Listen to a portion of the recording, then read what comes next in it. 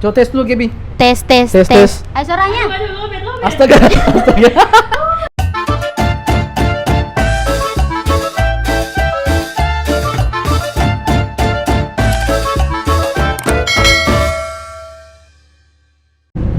Halo Sobat ADM, ya selamat datang di podcast Bincang Bersama Himap.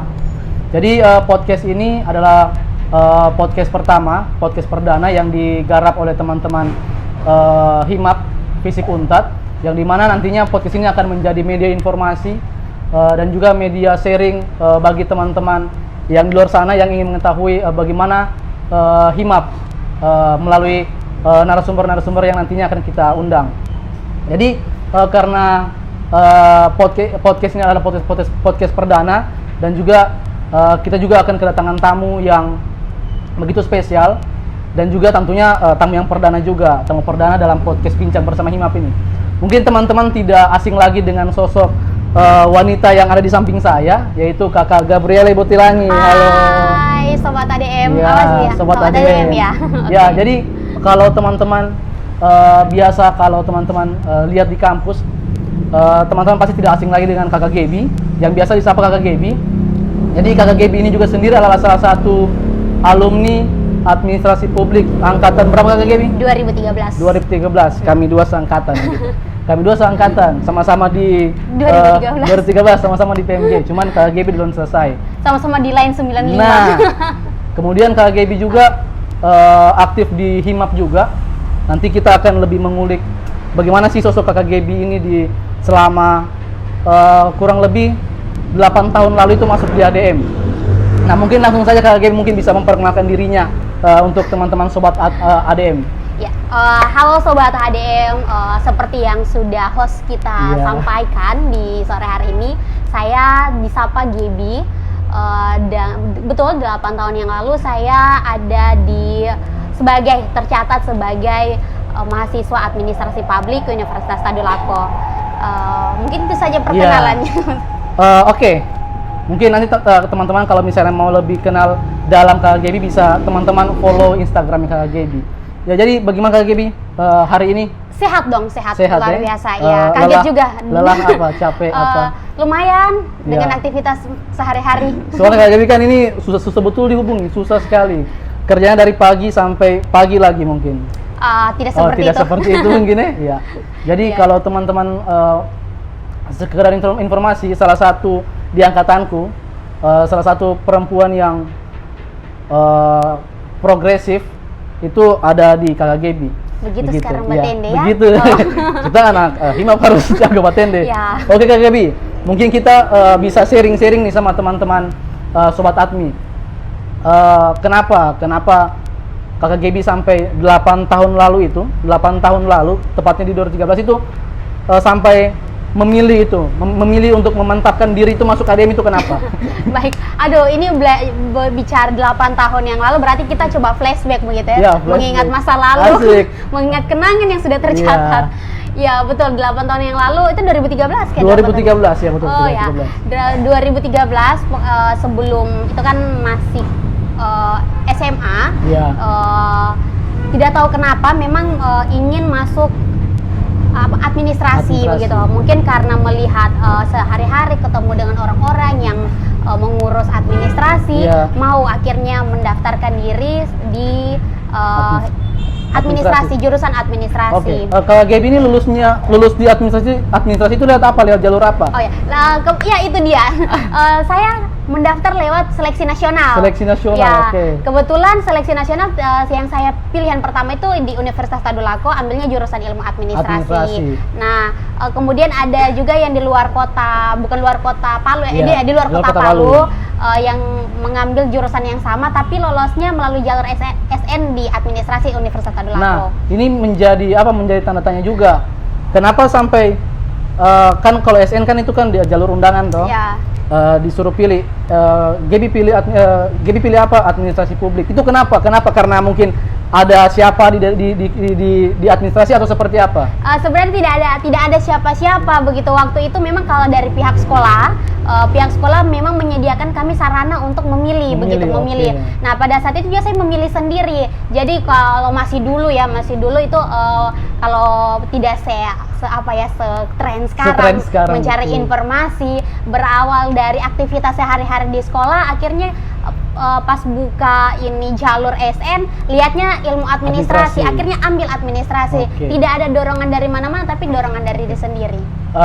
Di awal-awal Kak Gaby ambil administrasi itu apa dalam bayangan Kak Gaby? Mungkin masuk ADM mungkin belajar inilah atau seperti apa? Betul, iya. Awalnya pokoknya ketika ambil administrasi saya pede berangan-angan bilang saya jadi orang administrasi. Asik. Akan urus tata usaha, gitu, pembukuan di bank gitu. Ya seperti pokoknya pikirannya yang berbaut dengan pembukuan dan lain sebagainya. Nah, ekspektasinya ketika masuk ternyata luas. Jeng. Oke. Sangat luas. Berarti Kak Gaby lolos jalur SNMPTN. Iya, seleksi nasional. Kalau itu otomatis bidik misi dong Kak Gaby. Tidak juga. Oh, tapi bidik misi. Iya dong. Penerima bidik misi. Kakak Gaby adalah salah satu orang yang ketika bidik misinya cair, itu orang-orang yang orang cari untuk traktir kita makan di zaman itu. Di zaman itu ya. Di zaman karena itu. berbagi itu baik. Iya, berbagi. Buat teman-teman. Walaupun misalnya kalau sudah cair itu hilang dulu beberapa hari kan. Baru memunculkan diri. Ya, betul. Nah, terus berproses masuk di administrasi di 2013 dengan ekspektasi kan, mungkin belajar ADM itu maunya pembukuan dan lain-lain. Terus ternyata ketika sudah masuk, ternyata beda begitu kan? Itu apakah itu menghancurkan ekspektasi Kak Gaby atau seperti apa? Ya, sebenarnya itu challenge juga kemarin karena apa yang diharapkan ketika sebelum masuk kuliah dengan kenyataannya di lapangan itu memang sebenarnya kayak pokoknya kayak anak-anak yang baru dilepas begitu. Yang baru dilepas terus kayak aduh, apa saya mau ambil itu gitu ya? Apakah sebenarnya?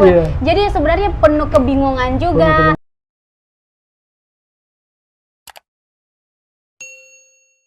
Oke, nah Kak Gaby, mungkin teman-teman administrasi mau tahu ini. Selama kurang lebih 8 tahun kan Kakak Gaby di kampus sampai selesai dari 2013. Kakak Gaby ini tipe mahasiswa yang kuliah pulang saja atau mungkin mahasiswa yang aktif di organisasi? Anjay, keren ya, kuliah pulang. Iya, selama kuliah, anjay. Selama kuliah. Ya, waktu dulu kuliah, aduh berat sekali menceritakan masa lalu ini. Sebenarnya waktu kuliah dulu saya aktif di organisasi. Organisasi pertama justru yang saya belajar itu di BEM. Di BEM. Itu tahun berapa Kak Gaby? 2015. Oke, pengurus di BEM. Kemudian jadi ketua PMK FISIP. Ketua PMK FISIP di tahun 2016. Kemudian jadi koordinator humas di HIMAP. Koordinator humas di Himan. Himan. Dulu masih Himan. Dulu namanya belum HIMAP, tapi masih dulu Himan. Iya. Berarti di tahun 2016 Kakak Gaby sebagai ketua PMK FISIP. Kemudian di tahun yang sama juga Kakak Gaby menjadi jadi ketua jadi koordinator humas di Himan. Iya, betul. Itu bagaimana Kakak Gaby membagi waktu itu? Ya, sebenarnya ini pro dan kontra juga kemarin ya. Jadi kayak ada yang suka, ada yang tidak, apalagi di salah satu UKM HMJ yang ada HMJ di salah satu UKM maksudku, salah satu UKM yang ada di lingkup FISIP itu saya menjabat sebagai ketua. Lalu dipercayakan juga atas dorongan teman-teman dan juga ada kepercayaan dari teman-teman dipercayakan untuk menjabat sebagai koordinator humas di Himan pada saat itu. Jadi pro dan kontra juga ada ADRT yang mendukung, ada yang tidak juga karena posisi strategis yang saya tempati pada saat itu. Tapi karena teman-teman mempercayakan, akhirnya saya percaya diri untuk menerima kesempatan menjadi koordinator humas juga karena awalnya sebenarnya lebih dulu menjabat sebagai ketua PMK dulu. Iya, baru menjadi koordinator humas di Himan pada saat itu. Itu bagaimana Kakak Gaby memposisikan diri pada saat itu? Ketika misalnya ada kegiatan-kegiatan atau seperti apa begitu? Ya, jadi sebenarnya itu challenge buat saya sendiri karena dua tempat yang berbeda itu apa ya, cukup berat juga. Dengan karakter orang yang berbeda benar. juga pastinya. Ya, karena susah juga ya sebenarnya kalau mau membagi waktu, tapi karena ada apa ya, saya sendiri harus punya kesadaran karena beda tempat beda tanggung jawab. Jadi lebih kayak kesadaran diri saja untuk bertanggung jawab dengan apa yang saya pegang pada saat itu. Berarti sempat jadi Kian Santang juga ya? Sempat jadi Naruto, Kage Bunshin no Jutsu, berbagi badan begitu. Tidak juga sih, semaksimal mungkin memberikan waktu kalau dibutuhkan, ya tidak nanti hanya dibutuhkan tapi selalu mencoba stay untuk memberikan waktu untuk berorganisasi, di dua tempat yang berbeda. Oke, baik. Selain Kakak Gaby ini aktif di luar di dalam kampus, organisasi dalam kampus, apakah Kakak Gaby juga itu aktif di organisasi luar kampus atau seperti apa? Ya, aktif di luar kampus selama kuliah itu saya juga aktif di luar kampus tapi bersifat voluntary. Oh, voluntary. Ya, tidak mengambil posisi apapun tapi jiwa kerelawannya yang harus ditumbuh. Kenapa? Karena penting juga bagi saya untuk melihat perspektif lain di luar dari harus dari ranah kampus terus. Sambil belajar juga, belajar tentang keilmuan yang lain. Iya, betul. Jadi tidak hanya satu pandangan saja tapi coba lihat keluar kampus juga apa yang terjadi begitu. Oke, baik. Setelah di kampus Kakak Gaby begitu banyak aktif di beberapa organisasi kampus kan. Kemudian setelah selesai kuliah, Kakak Gaby selesai kuliah itu berapa tahun? Itu kurang lebih 3 tahun 6 bulan. 3 tahun 6 bulan. Berarti stigma orang-orang kalau bilang misalnya banyak berorganisasi di kampus itu kemudian berpengaruh ke kuliah itu tidak sama sekali tidak betul mungkin ya? Ya, menurut saya itu tidak tergantung dari orangnya yang manajemen waktu tadi itu. Iya, betul. Karena kalau mau dilihat saya juga kan aktif di organisasi, selain itu di luar kampus juga saya punya organisasi lain. Terus kemudian nyambi juga bekerja begitu. Maksudnya pada dulu-dulu kan kita harus tambah-tambah uang jajan ini. Apalagi tidak semodern sekarang yang bisa memainkan media sosial kan. Kita harus betul-betul yang harus terjun langsung ke lapangan. Iya, betul. Jadi sambil belajar sambil dapat cuan juga. Iya, betul. Jadi dalam kesibukan tersebut saya bisa lulus dengan rentan waktu yang cukup cepat juga ya. Apalagi tadi sudah disinggung di awal, saya anak bidik misi kan yang punya target waktu harus selesai dan saya harus bertanggung jawab, tapi selesai juga tepat waktu. Nah, jadi Kakak Gaby selesai berarti di kisaran tahun 2017 ya. Kakak Gaby selesai kuliah. Saya baru mau proposal. Mungkin begitu. Ya, betul. Oke, baik. Setelah lulus kuliah, apa aktivitas setelah lulus kuliah? Ya, setelah lulus kuliah sebenarnya karena akhir-akhir mau menyusun proposal skripsi itu saya juga bekerja. Jadi mulai dari situ kayak ada keinginan untuk belajar juga. Dari pekerjaan ini ada keinginan untuk belajar. Jadi setelah kuliah tidak langsung merta bekerja begitu. Bekerja tapi yang bukan yang kalau istilah tren sekarang ini kayak freelance begitu. Nah, dari pekerjaan itu saya justru membulatkan untuk belajar. Jadi kayak menambah wawasan menambah pengalaman begitu. Sampai sekarang itu aktif di saat ini bekerja. Ya. Di bank kah atau di kantor kah atau? Kebetulan saya bekerja di swasta ya kalau dibilang orang-orang itu NGO gitu yayasan ya. Ya, bekerja di salah satu pekerjaan yang fokus isunya di pendampingan perempuan dan anak. Oke, berarti masuknya ke ranah-ranah advokasi. Ya, pendampingan seperti itu. Tapi terpakai ini keilmuan-keilmuan yang selama kita kuliah. Ya, bisa berdampingan. Bisa berdampingan. Sebenarnya saya cukup lupa ini sebenarnya mata kuliah kemarin apa begitu. Tapi minimal pengalaman dari organisasi di kampus itu bisa terpakai ternyata.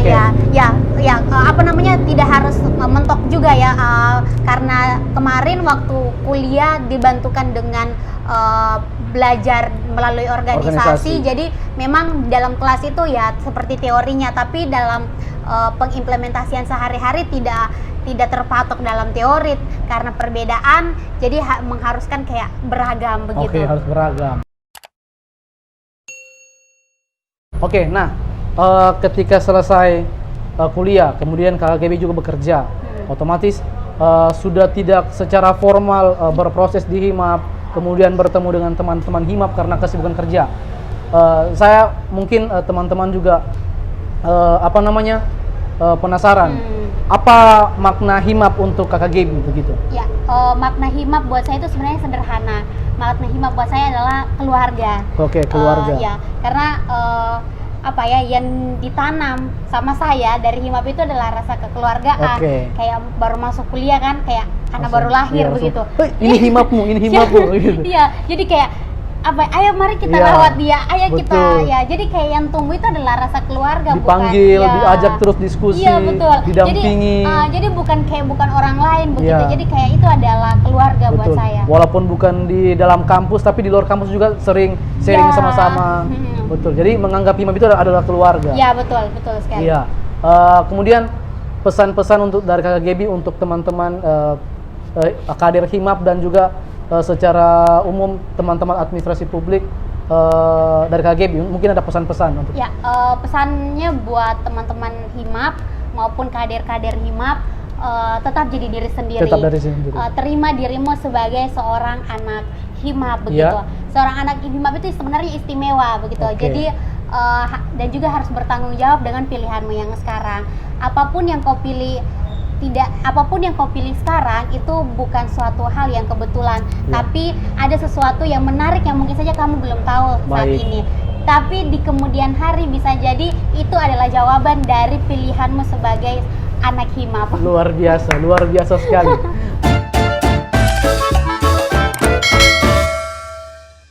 Di 8 Juli kemarin kan HIMAP berulang tahun yang ke-33 tahun.